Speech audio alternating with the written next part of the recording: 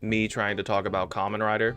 I feel like there's a teenage boy in the Midwest somewhere who really just vibes with this image right here. This is eerily relatable. My man was humming the theme. Look at that. Someone write that on the Wikipedia. How much you want to bet someone actually fucking did? Where is it? Come on. Sue actors. Cast. Synopsis. Y'all are slacking.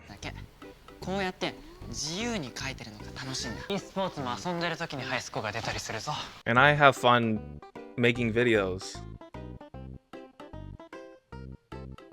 for just me and no one else. I also really like looking up pictures of feet. I'm sure those correlate. When shit like this always happens, do you think they just like rent out like a Honda Fit that's like specifically suited to like be able to, you know, park perpendicular like this?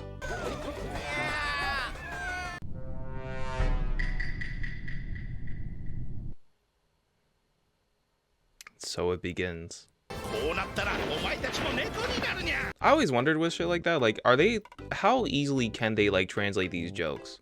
There's no way that like the cosmos just lines up like that and all words are able to like slot into different puns like that. What I'm saying is that these subs are inaccurate and that we should fucking riot because, you know, actually TV Nihon's already gone. So, you know, let's just...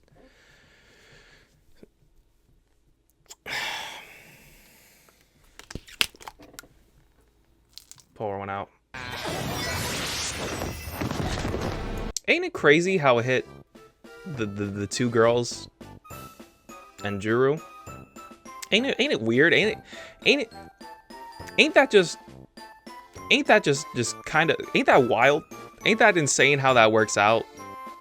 It's almost as insane as how, you know, we're able to just translate puns like that.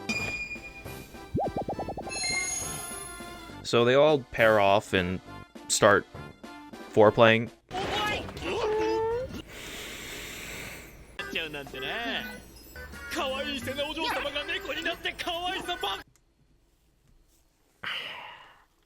Bro, what is with the POV? What is with the POV and like this porn lighting filter? Also, by the way, we're not gonna even touch whatever the fuck is going on here. Who did this? Whose decision? You know some motherfucker was in that writer's room like, no. We're just, okay, listen, I think it's about time we do an episode about, you know, there's a cat. There's a cat monster, and he turns the girls and the Red Ranger and the girls and the Red Ranger into cats, and they act like cats.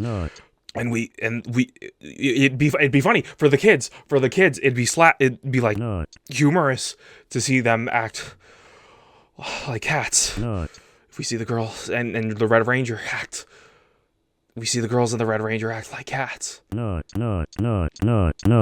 shit.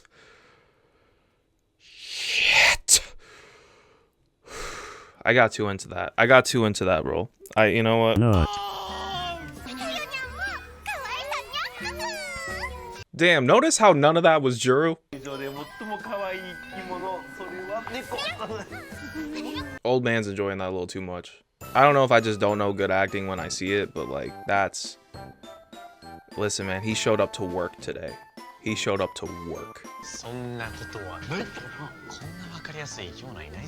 That's misogyny at its finest. He said, fuck it, man. We ain't got to deal with the bitches today. All you got to do is feed them and play with them a little bit. No bitching, no nagging, no complaining. That's how you know this was written by someone who does not respect women. Of all things to blur out. Of all things. The dinner. Their dinner. You blur out their dinner?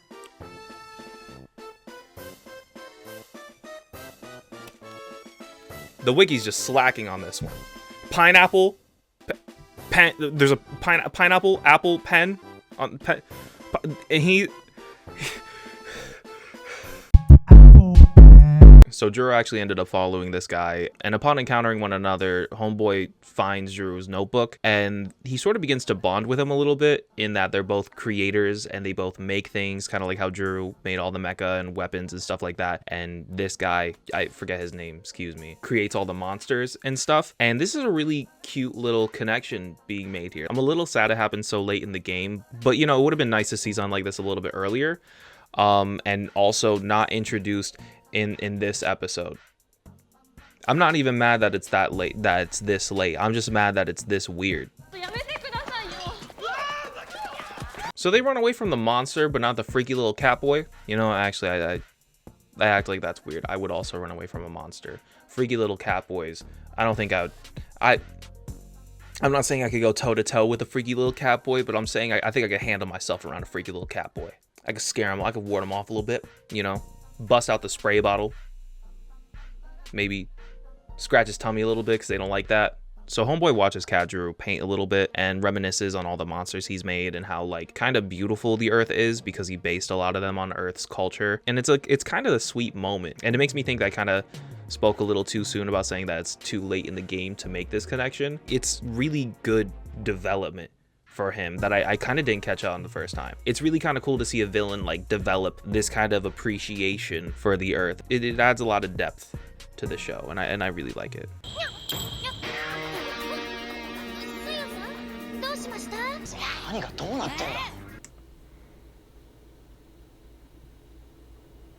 We just had a really sweet moment. Y'all ruined it.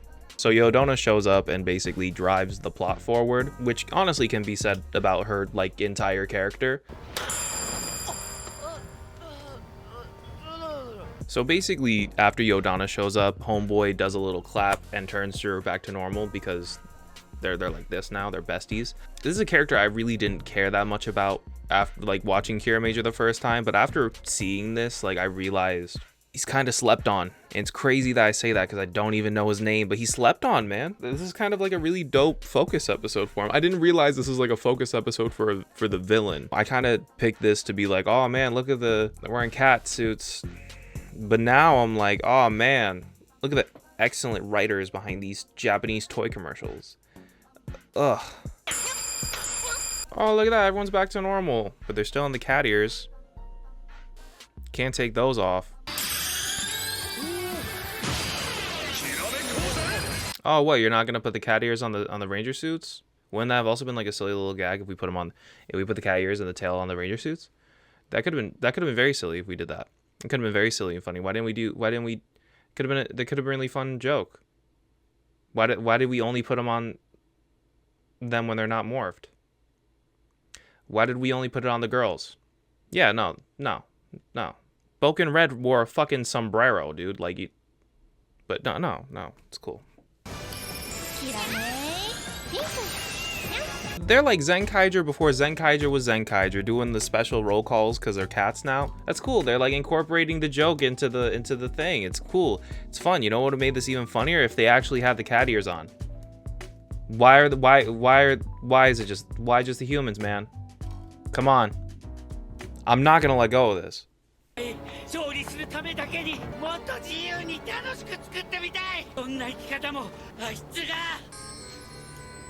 You know, it started out as the writer's poorly disguised fetish episode, really kind of turned out to be this really sweet character moment.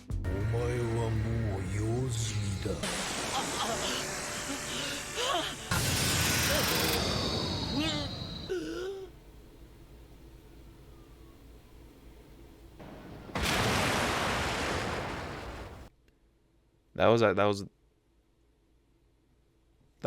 actually really. I'm emotional now. I'm emotional.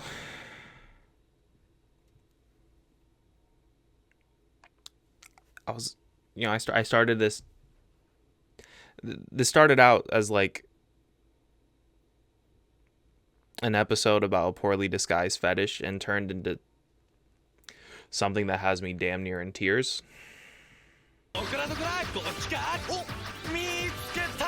Bro, that's a dick. That's a penis. He made a penis.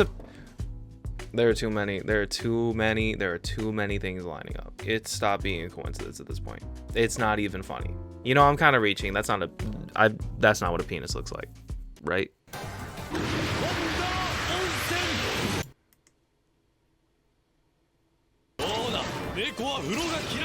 Yeah, man. Cats hate baths. Hate when you soak the cat. Nope, we're not doing this. I promised myself that's too low hanging. That is too, but it. Y'all are making it too fucking hard for me to not. No. Oh shit, we almost forgot about the toys. Almost. Wait a minute. Almost was the key word.